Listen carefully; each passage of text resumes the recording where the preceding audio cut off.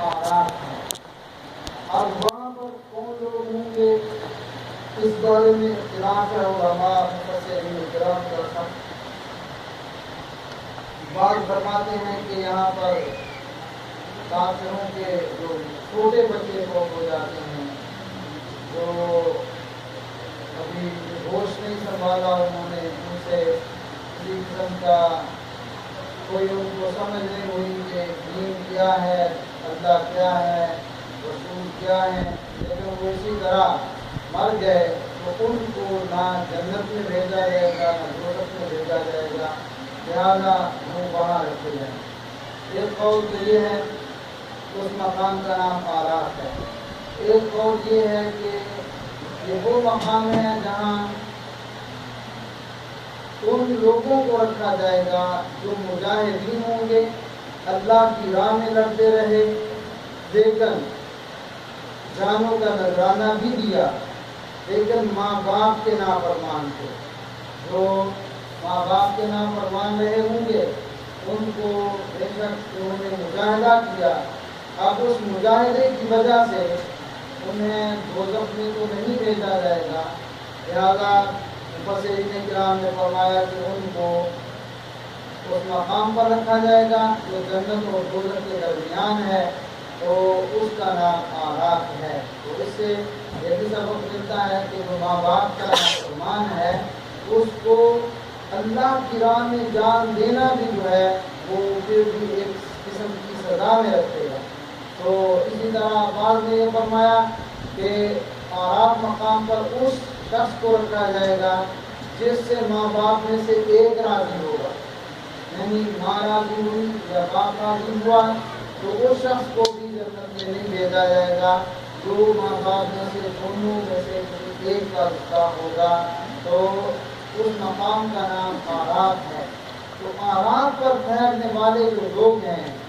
وہ قرآن پاک میں آتا ہے کہ جب پہچانیں گے اپنوں کو تو وہ آواز دیں گے، اور جب وہ ان کے حوال تو دونوں کے دیکھ رہے ہوں گے، جنت والوں کو بھی دیکھ رہے ہوں گے وہ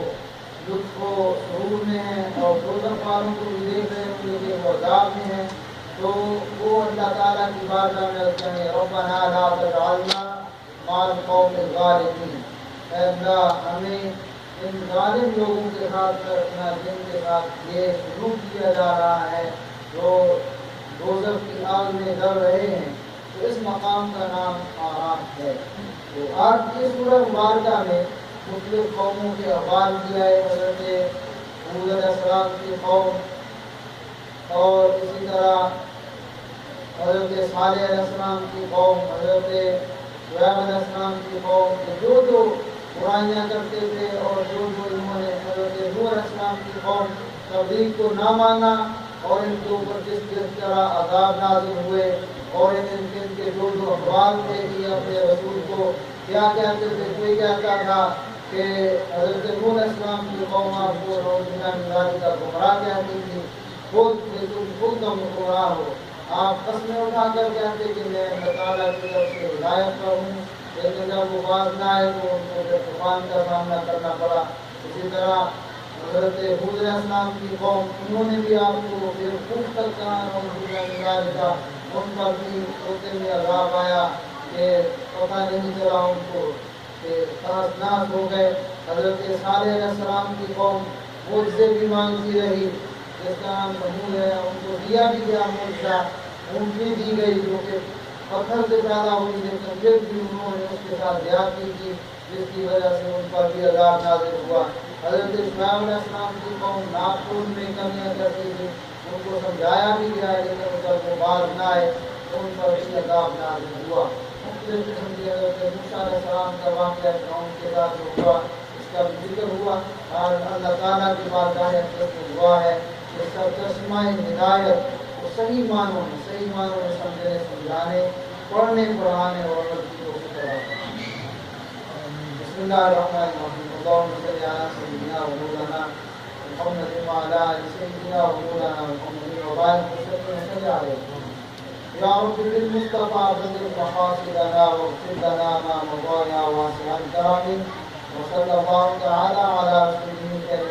سیدنا مولانا